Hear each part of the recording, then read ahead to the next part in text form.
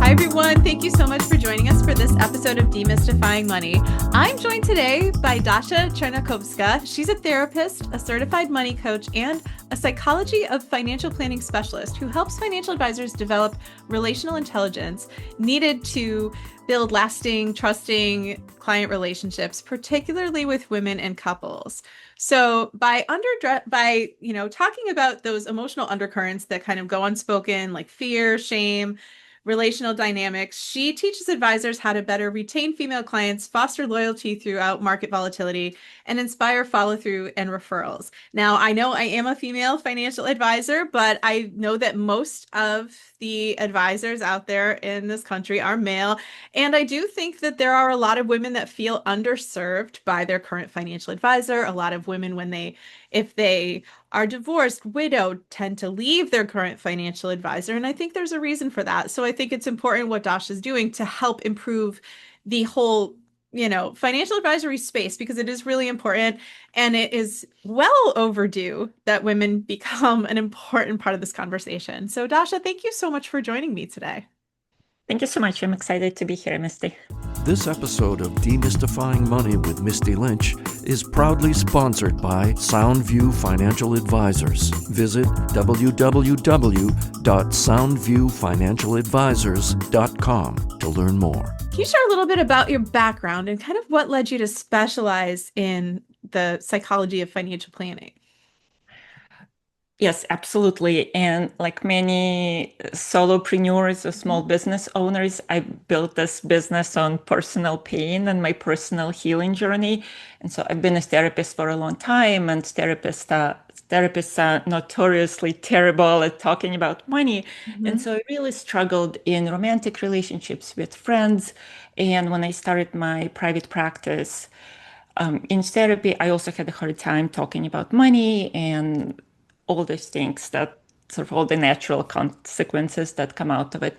And so I decided to heal my relationship to money. It was 10 years ago. And at that time, this field of money mindset work wasn't really as developed as it is now. So I realized I wanted to be a financial therapist for couples and individuals so that I could help them heal their relationship to money.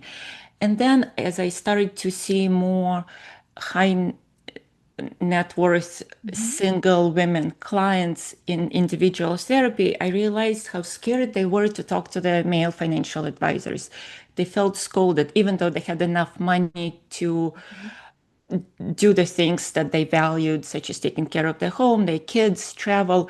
They canceled appointments with their financial advisors last minute because of all these fears of being scolded, being shamed. And whether the financial advisors meant to do that or not, I assume they didn't, but it's the impact that mattered. So I realized the more I talked to financial advisors, the more I realized how difficult it is sometimes for male advisors to connect with female clients. Yeah. And so I just decided to do what, as you described, relational intelligence, teach male clients to talk to women in a more attuned and a more emotional way. I think it's great that you noticed that. I do feel like that is something that I hear sometimes, from women who start to work with me, or men, some couples, some people who start to work with me because they feel like they're being scolded or they cancel the appointment. They don't look forward to it, which I feel like is a shift from how I want my clients to feel when it's time for us to meet and talk. Like this time is for them. I want to hear their concerns. They can tell me all the things that they might not be able to share with their best friend or somebody on the street about Exactly. their money. And so I want them to feel like it's helpful, like it's a valuable time, not it's time for me to say, okay, let's look at your spending and tell you, how bad you're doing.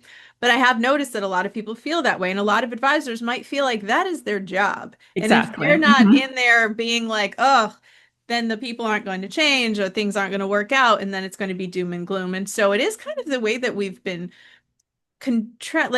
classically trained in financial services is to find the pain and dig in there.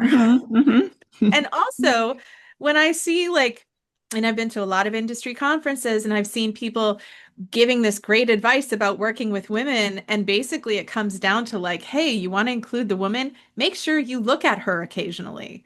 Occasionally ask her a question. And I find it makes me sick because Mhm. it's so dismissive about the real value that talking to both partners can add. It's almost like that's how you got to do it. Then they'll give her a smile. Absolutely. What are you seeing as far as, when you talk to people that you're helping in this space, like why is it that there's so much trouble connecting? And how do you kind of help people get over that so they can No, really be effective? I'm glad you shared this piece of advice that I think is a little misguided, meaning occasionally take a look at the woman, make sure that you're including her. And that's actually good advice, right? Yeah, And it's not enough. it's not enough. And it's not enough. And I think it's a good foundation. And at the same time, it's also involving the woman in Mhm. a conversation and maybe even asking the couple before you start, how do the two of you make decisions as a couple, right? Or I'm also interested in your perspective. Mhm. Or I'm wondering what it will be like when you leave my office and what will the conversation be like between the two of you. Mhm. So all of those things could be helpful to involve the woman in a discussion. Yeah. And now, I mean, I think that a lot of the advisors that I know, they've learned from other financial advisors who were just like that, but maybe they're older. And maybe Mm. the woman wasn't in the room when their mentors Mm. were working with the investments. Like that just maybe flat out wasn't the case, Mhm. maybe in the Sure, 70s or so. sure. I don't fault, these guys for really maybe not having the best idea about how to get through to people, how to talk to people, but that really comes down to communication. So you talk about the importance of like relational intelligence and things like that in your work. What does that mean in the context of financial advising? Or if someone else is listening to the podcast that's maybe in another field where they feel like they need to communicate better without looking like, but they also want to feel like they're an authority person or someone that should be trusted and listened to. So, what is the importance of that relational intelligence? And what does that mean to you? Relational intelligence to me means the capacity to be attuned to your client's reactions and to what's happening in the room, whether it's your Zoom room or your actual office.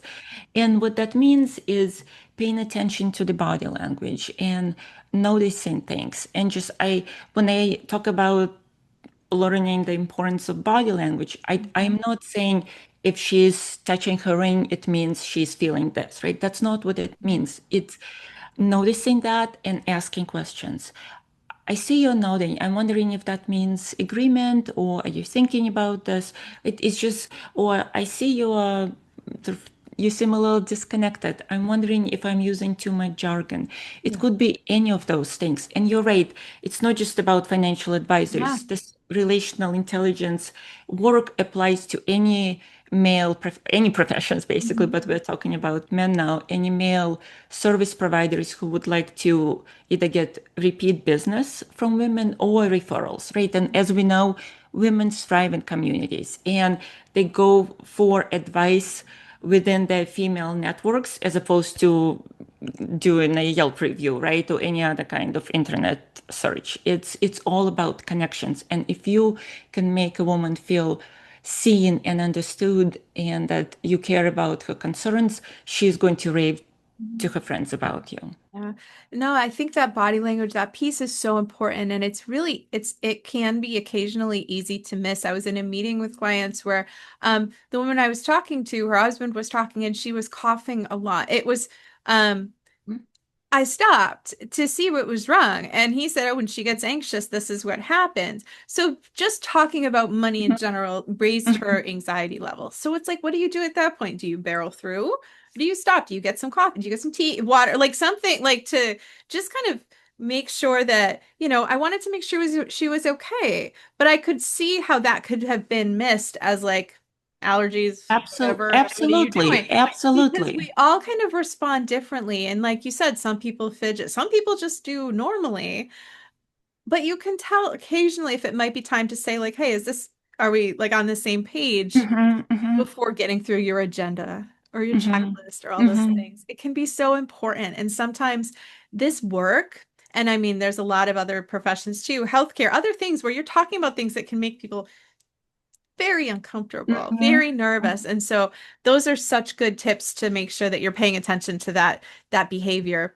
What are some other emotional like undercurrents that you see in client advisor relationships, and how can advisors start to recognize them?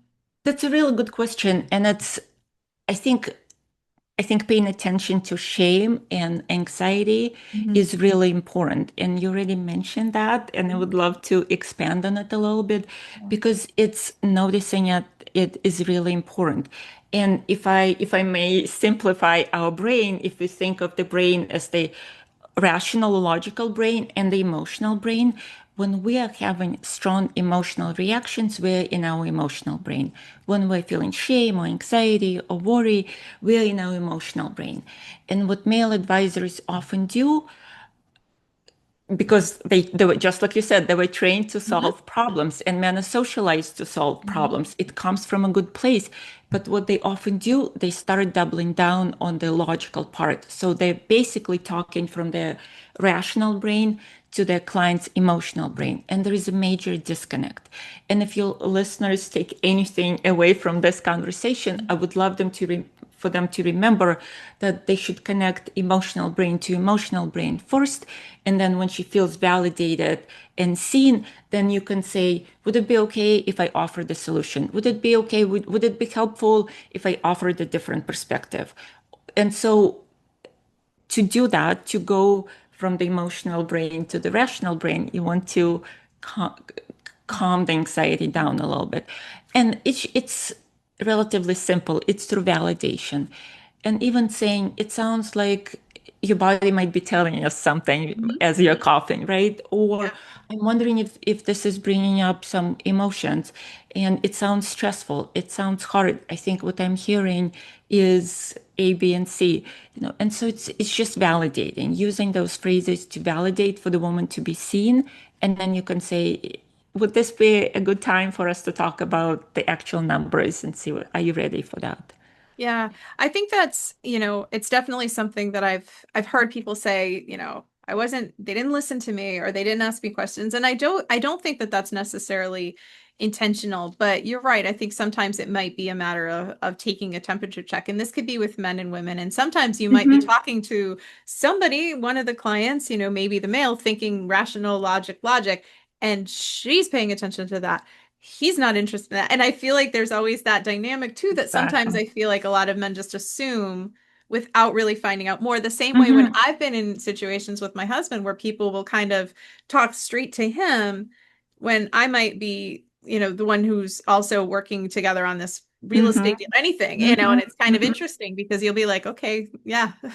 Like over here, like she's Mm-hmm. buying the car. Look at her, and so what are some ways that like, you know, not just even acknowledging and getting that, but how to like develop those like real situations because sometimes there can be some major life transitions. There can be some real trauma, grief, pain that maybe financial advisors haven't felt like they've been really equipped to deal with Mm-hmm. as Mm-hmm. well as they have been with the numbers. I know I got a life coaching certification to ask better questions to my clients, to Mm-hmm. feel like I can understand why they're doing certain things, even though we all know you're supposed to spend less than you make. So, with advisors that might be struggling with that relationship, softer side of the business, what are some advice? What are some pieces of advice you have for people, especially if they're talking to somebody who's going through a life transition, like a divorce or work changes or a death in the family? No, it's a really good question, and it comes back to validation, validating the emotions. Like, tell me a little bit more what's going on with you, right? Or I can imagine this is a hard transition for you. Would you mind sharing a little bit more about how you're coping? And so bringing out some of those emotions, and it's not therapy. You're not supposed to do therapy. You're not supposed to make them feel better. But this is about helping your clients feel seen and understood. And then you can again, take them out of that Mhm. emotional brain and talk about everything that you're trained so well to do. And grief is important. And even just, you're not supposed to make them feel better again. And just saying a superficial, I'm sorry for your loss is not enough. But it would just asking a little more about how they're coping, if they need a plumber, if a woman is for the Yeah. first time living on her own, if they need any support, and you're not supposed to fix all of those problems, but just being a helpful, kind person and a partner in this process is helpful. Yeah. No, those are good points. I do think that that is that maybe that pressure to feel like you have to fix everything that you talk about, which is not true. And I have talked to some clients and I've asked them if they are talking to a therapist. Are there any times where you feel like as somebody who is a therapist, that people who maybe it is out of their depth should, Hmm. what's a good way to maybe suggest that if they're talking to somebody and those maybe some of the issues or some of the things that are coming up are much deeper than maybe they're equipped to handle? What are some ways that Uh-huh. people could talk about that topic? I know it's becoming less taboo than it has been in the past to really help their clients. Maybe if that is where some of their budget should be directed into mental health or therapy or something to help them if they feel like they are struggling with certain things and maybe they're just blaming money or coming back to money because it feels like the problem, but there might be more they need to work Hmm. on there. Hmm.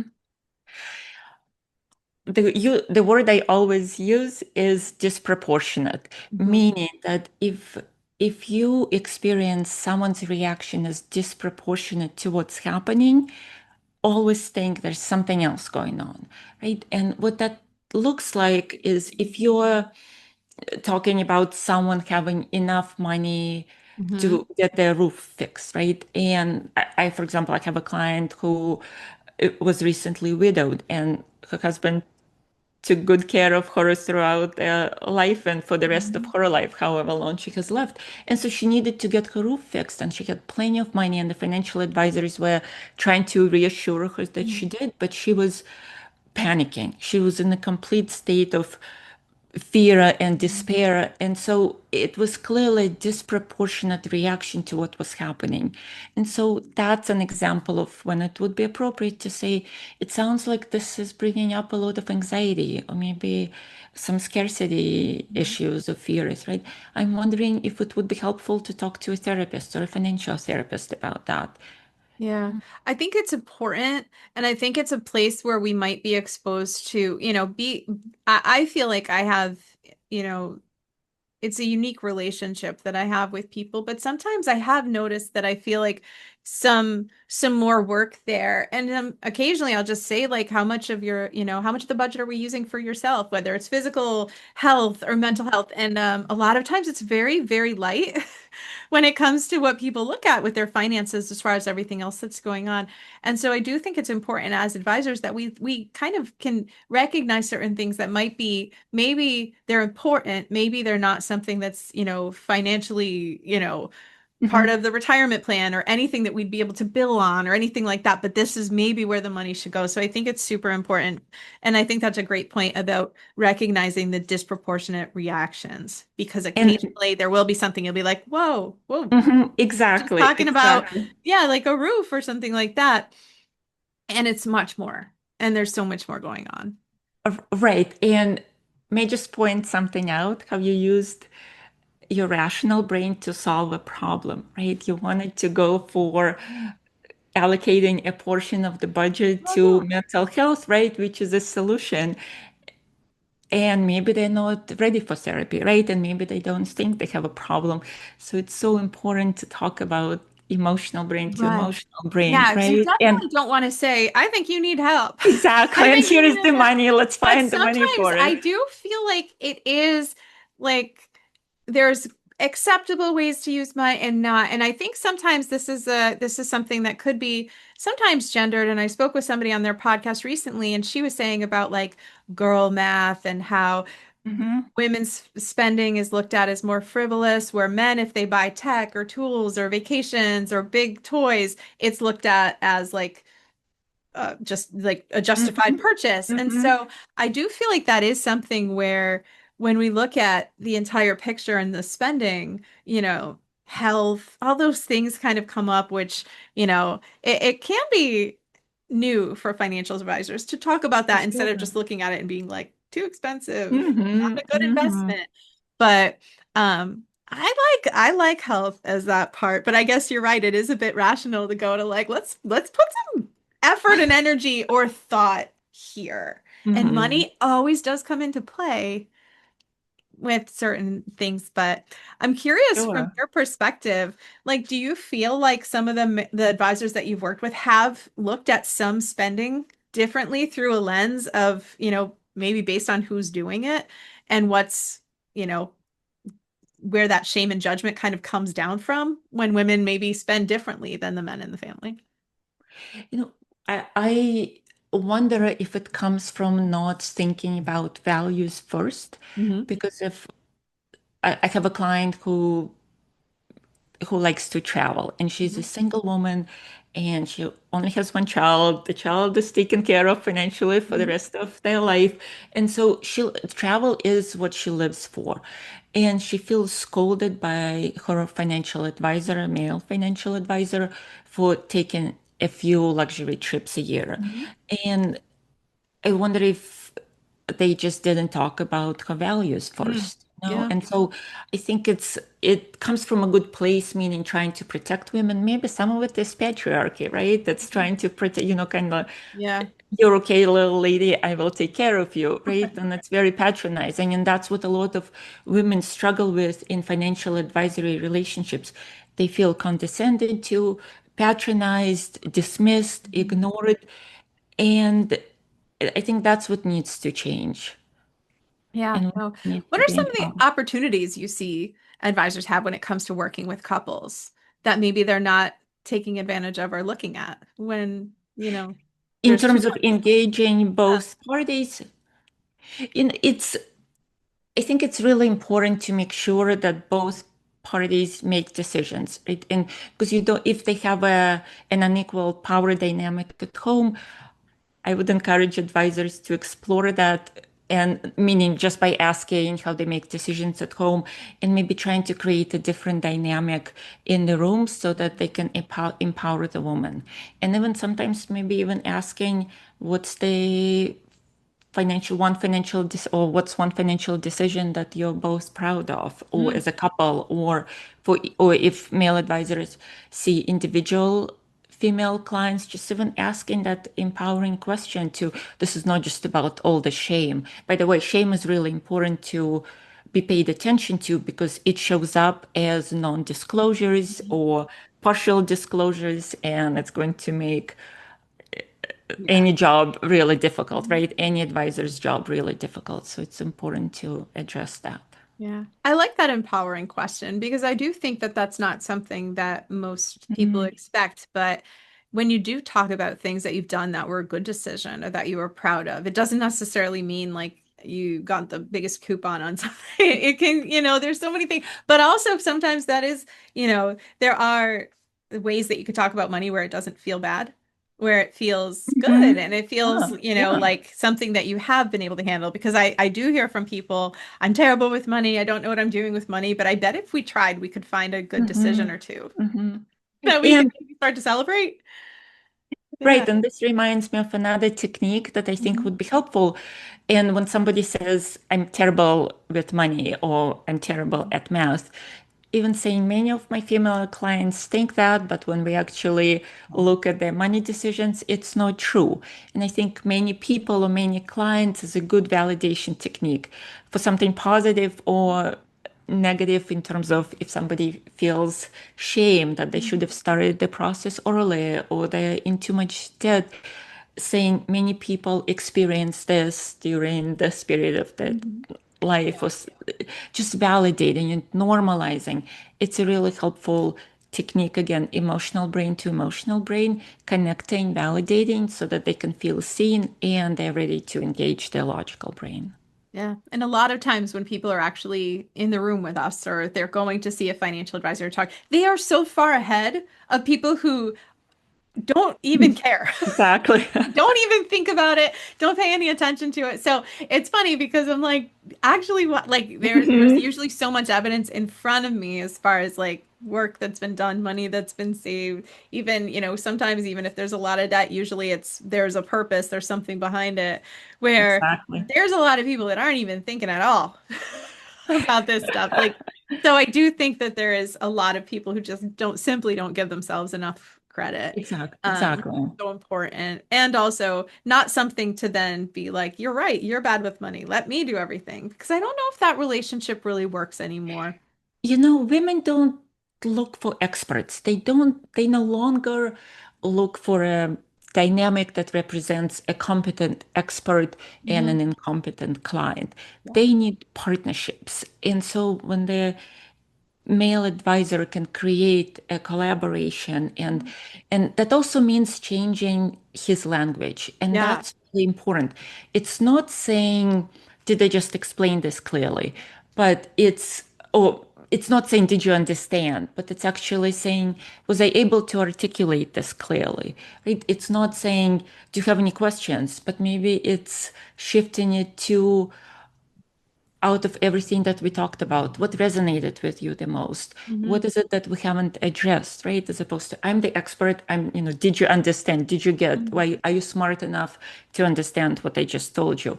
Or even owning, I use too much jargon. And so thank you for your questions because it helps me with the context. And so I should use less jargon. It's owning the potential misunderstandings as opposed to putting it on the woman, you're not smart enough in a way without meaning to do it. No, I love that. That's such a great point in a way to reframe things because I know like my father was an engineer. If he could get a yes or no answer, that was all he wanted sometimes, which was very frustrating occasionally when you'd want to talk about things. But Mhm, it would mhm. be like it for his brain, it was like, no, it's yes, you were able to get it, or no, you were not able to understand what I said. And so I feel like putting it on us as somebody who's working in this relationship, who is, it's our job to make sure that this is everything is on the table, that we're understanding things, being like, did I articulate this well? What resonated with you? Because Mhm, that doesn't lead to a yes or no answer. That mhm. leads to a conversation. Right. And it's also not about her not understanding or not being Yeah. smart enough. It's, I want to own. If I didn't articulate it well enough, it's my issue. It's, I want to take ownership of that. And that's what makes women feel like they're in a partnership as opposed to he's the expert and looking Yeah. down on her. Right. Because it's like if I didn't explain this well, then I need to try it again. Exactly. It's I need to exactly say that, right? And then she doesn't need to feel shame it. because not most, that's not accurate. A Hmm. lot of women go to financial advisors not feeling competent enough. Yeah. And so they already have a sense of shame about it. And so they're if they experiencing more shame or more scolding because she didn't understand some simple concepts, it also, I hope male advisors are not going to say, let me simplify this for you, because No. this is a very implicit, almost Yeah. like an explicit Mhm. but implicit way of saying, I know you're not smart enough to understand this. And unfortunately, it's so subtle sometimes. The shifts are so Mhm. subtle, and what men say is so subtle that they don't even mean it, but the Yeah. impact is still there, right? And the impact is no referrals, no Mhm. loyalty, and maybe the woman walks out the door. And I do presentations for financial advisors teaching them these relational intelligence skills. And some men have said, oh, now I understand why she walked out the door and I could have done something about it and I Mhm. didn't have the skills. Or now this will help me in my marriage, which is also a big plus. That's important. I think there's a lot of times, and I've seen this in the forums that I've been in and stuff where some the advisor will say, I had this great conversation, we covered everything, and then I got ghosted and they never called me back. They didn't like, Mhm. and I think that it can't just be getting through all the points that we want, Mhm. sounding as Exactly. smart as Exactly. possible. If that relationship, if something was missed there, and you're right, sometimes it can be subtle. Saying, can I simplify this for you or let me dumb it Mhm. down is Mhm. not going to Exactly. Exactly. years. Yeah. However, I've started to even because I know that some of the concepts and some of the discussions, some of the things people are seeing on the news are so like some of them are complicated, some aren't. But like I'll talk to my kids who are 11 and 12 and they're like sixth grade. And like be like, does that make sense? And they might be like, Mhm. no. I'll be like, read this. They're like reading some like young investing books and stuff. And I'm like, what makes sense to you? They're like, oh, Great. I thought it was really cool that not all debt is bad. I thought it was this. And it's kind of like not always necessarily trying to impress other advisors or sound smart, but it's like, what are some of these things that like maybe seem easy to us after years of studying it Exactly. that really aren't taught Hmm. at a young age, or that could be kind of cool for somebody to catch on and really get excited about their money, their finances, saving, investing, because a lot of times we're working with smart people who have degrees and they're working in other fields or they're Hmm. taking care of a lot of different things in their lives. They're very, they're capable of learning this stuff and getting involved in it. It's just trying to make it interesting or trying to make it like, at least you don't have to do it yourself, but I need you to know what's going on here. Like, Exactly, exactly. And most women are not looking for just financial advice and expertise. They're looking for empowerment and confidence, and being yeah, in that financial partnership yeah, is what gives them confidence and yeah. empowerment. It's fun when it gets like exciting. I love when people come up to me and say like, I have this idea, or like, what do you think of this Uh-huh. stock? Or I saw this, like it's so different than, trying to be like, nope, don't you touch that. Let me handle that. You can't do it. It's like, oh my God, let's talk about this. What do you like about it? What's so interesting? And so, and some people might be assuming that women have a very low risk tolerance. They might be wrong. Mm-hmm. So I feel like For sure. those are definitely certain things that we need to maybe be a little bit more open-minded about with our clients. I'm curious for you. Now, you mentioned doing workshops and teaching, other advisors like things they can look at. Um, and one thing that's definitely come up with a lot of the people I've talked to recently has been market volatility and stress, Mhm. financial stress, um, job market stress, all sorts of things like that. How do you think that advisors can better support their clients emotionally with things like the unknown and the uncertainty that can feel like, well, let's just get back to the portfolio that we could talk about Exactly. that's right here. Exactly. And it's not just market volatility, but it's also recently, it's also value-based investments. And I'm sure a lot of advisors, a lot of financial advisors were getting calls about certain companies that women don't want to own based on their liberal views. And so just saying, but it has made you a lot of money, let's look at your portfolio, is missing the Yeah. mark. And so it's a really great question, Misty. It's about, again, if I could remind people to just remember emotional brain to emotional brain first. And so it's validating. Of course, it's hard. Of course, this is stressful. And especially maybe given what you've told me in the past about your parents' bankruptcy, right? Or especially given how you grew up. And writing down those stories during conversations or intakes that you can bring up later is really important. It creates more trust, a more lasting relationship. And so it's talking about that, acknowledging their fears, acknowledging that this is uncertain, instead of saying, we got you, right? You don't need to worry about any Hmm. of it. Yeah, no, that's so true. And you're right about the values-based investing. And I think there's a lot of people that feel like, yes, maybe they want wanting their money to, grow, but they also want it to support things that they feel good about. They want to have Uh-huh. impact. And so I think that that's such an important thing to not dismiss and Mm-hmm. not skew over and to really dig into like what are some of these companies, what do these funds hold, what are these underlying things, because Mm-hmm. people do understand that they have companies that they interact with every single day, whether it's going to a store or buying something or picking up their Mm-hmm. phone. And so important to kind of listen to that and really incorporate it, I think, in the plan however you can do so, Yeah. without just kind of shying away from it. What do you have going on now lately for, for when you're working with clients? So if somebody's listening and they're thinking, yeah, this makes sense. This is something that I feel I could do better. How, what are some of the things that you offer clients? Is it one-on-one type of coaching, or is this something that people could maybe, their whole firm could benefit from? They could do one-on-one, Hmm.